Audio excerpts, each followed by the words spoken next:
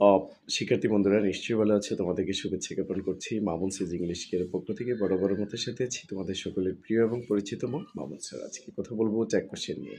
কারণ বিগত ক্লাসগুলোতে ট্যাগ কোশ্চেনের পার্ট নিয়ে আলোচনা করেছিলাম। আজকেও তার ব্যতিক্রম নয়। আজকে চমৎকার একটি রোল নিয়ে আলোচনা করব।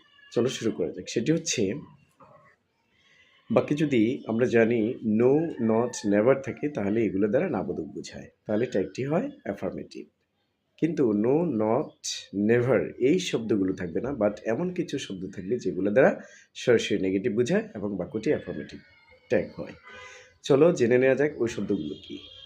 ওই শব্দগুলো হচ্ছে hardly, rarely, rarely, scarcely, few, little, seldom.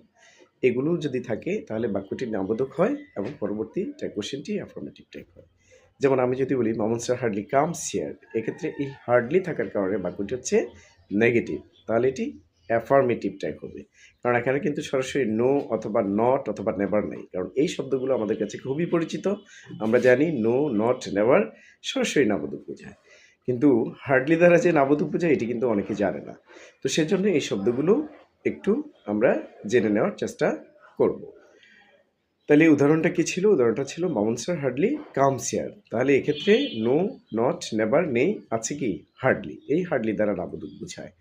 তাহলে উত্তরটি হচ্ছে, যেহেতু এখানে third person singular number Mamun sir, আর যেহেতু কামস আছে, ভার্বের সাথে এস অথবা ইএস আছে, তার জন্য বসবে ডাজ। আর বাক্যটি নাবোধক আছে হার্ডলি থাকার কারণে, সেজন্য হাবোধক হবে।